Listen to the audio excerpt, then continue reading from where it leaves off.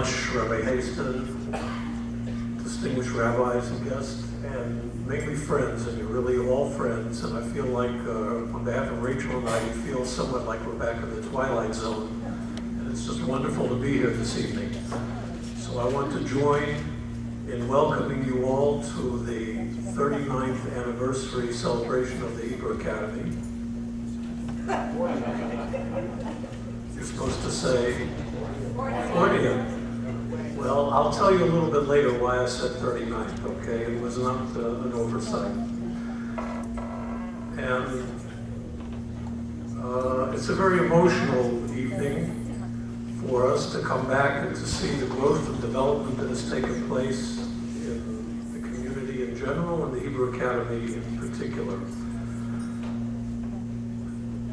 We came tonight to be here with you to celebrate this milestone occasion, first and foremost because it is a decades-old celebration of the school, and also paying tribute to very dear friends Mark and Anna Ruth and Hart and Simona. And when Rabbi Haston first called me and invited me and gave me the honor of being the MC this evening, and by the way, I'm not a professional MC, so I ask your apologies, your forgiveness ahead of time. I readily accepted because I wanted to be able to pay tribute to people that have been good friends and who were so helpful and in a cause that I really believed in. I'd like to offer somewhat of a disclaimer at the very outset because I may mention Hart and Simona, I may mention Mark and Anna Ruth, and by definition, in their respective books, they made it very clear that their partnership in everything, in business, the Hebrew Academy, all of their philanthropic endeavors, it's a 50-50 partnership. So if I speak about one, I'm not only talking about that one, I'm talking about both. And it's not just Mark and Hart, that as we all know, behind every successful man, there is a shocked mother-in-law.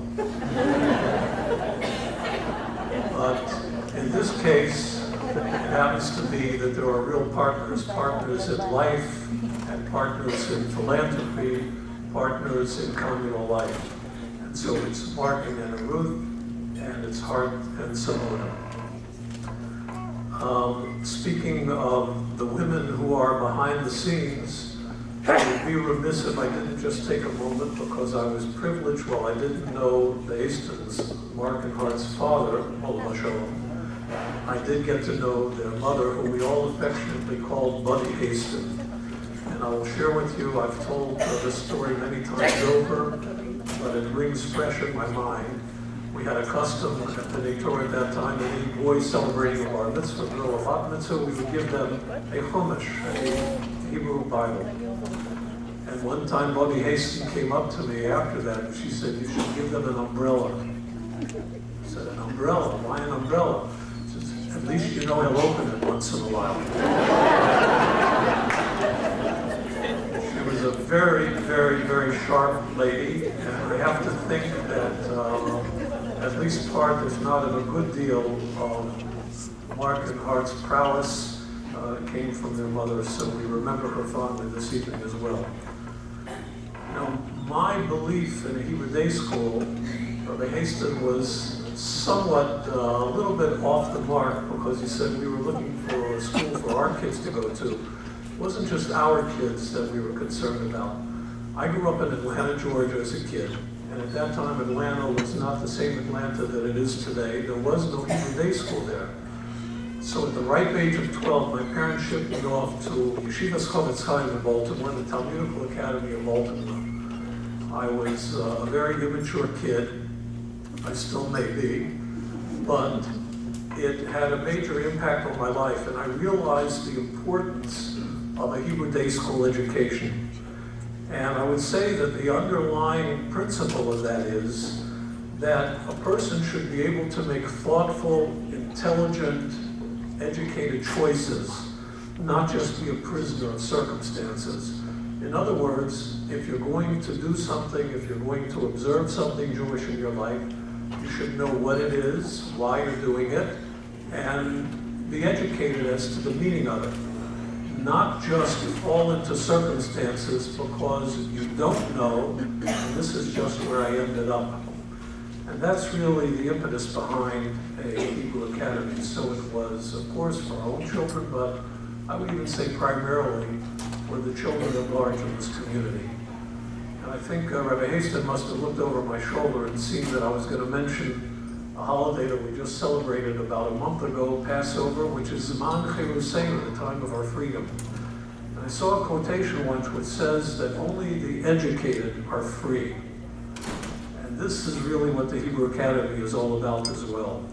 To bring freedom, to give people the freedom of choice, and to understand again what they're doing. And I'd like to quote two things very briefly, if I may. One, which appeared in the brochure that was put out at the very outset before there really was a Hebrew Academy. There was no building, there were no students, there was no principal, there was no student body, there was nothing. It was a concept, it was an idea, it was a dream. So we published a little brochure to try and promote this idea. And in it stated what I think is probably a mission statement. It said, born of the dreams of a few, it will strive to become the reality of the multitudes. Two factors were the primary motivation for the establishment of the Academy. A strong conviction for quality education, both Jewish and secular, and a commitment to the ideals of basic Judaism, the relevancy to contemporary life, and a desire to perpetrate those ideals. I would like to also quote something that appeared recently in an article written by Rabbi Beryl Wine, a name that should be somewhat familiar to you. It also had to do with something of numbers. It was told he was addressing the 63rd anniversary of the founding of the State of Israel.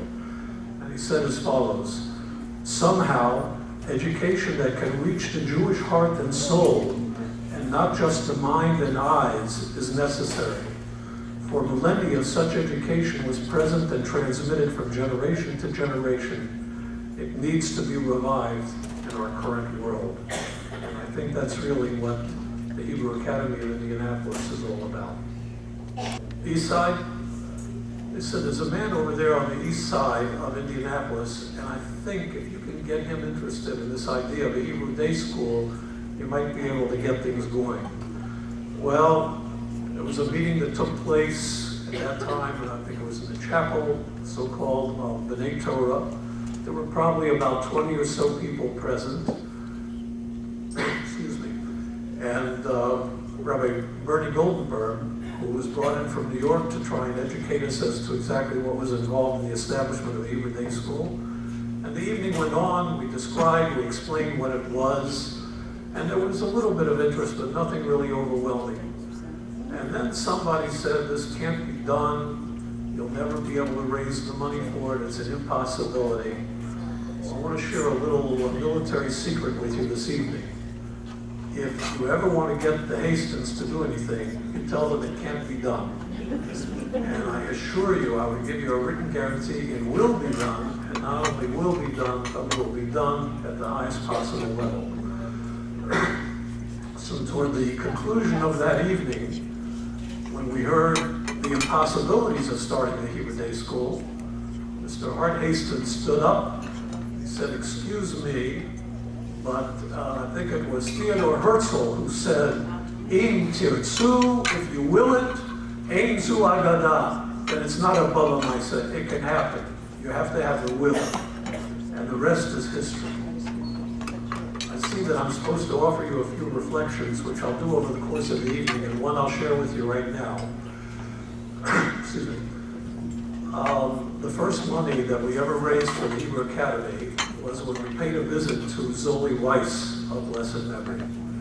And we told Zoli what we wanted to do, and he seemed very interested. At that time, the St. Peter was a guitar strumming hippie of sorts. And you'll forgive me, I'm still in touch with Peter till this day, and we recount this very often, so nothing negative about it. And after we told Zoli the story, he said, you know what, I want to call my son in here, who he was bringing into the business at that time. He said, I want you to tell him again what you want to do. So we repeated the whole story, And it was very wise of Zoli to do that. And Zoli gave us a contribution of, do you remember how much? Art? No, $500.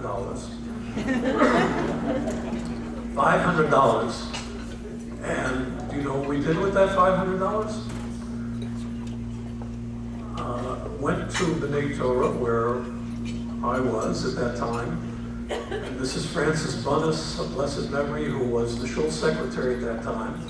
I said, Mrs. Bunnis, you call the telephone company and get them to open a second line here on the telephone at B'nai Torah.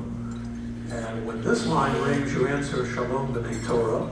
And when the other line rings, you answer Shalom Hebrew Academy. And people start shutting. Again, this is with no building, no school, no administrator, no principal, no nothing. And if the person who calls shows any interest whatsoever about enrolling their children, you tell them that there's a waiting list.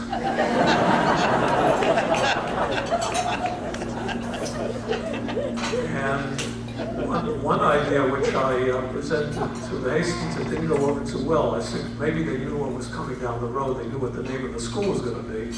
I suggested that they name it the Hebrew Academy for the Gifted. Now, who wouldn't want their child to go to the Hebrew Academy for the Gifted? Well, in any event, that's all history now, and thank God we're here tonight celebrating a wonderful, wonderful milestone. And so, at this point, I think I'm supposed to introduce Ari Cohen. Ari Cohen is a great-grandson of Mark and Anna Ruth Haston.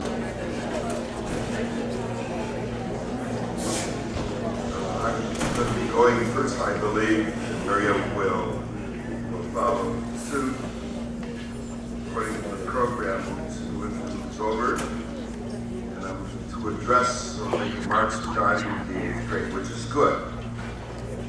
When I first came to Indianapolis as its first principal,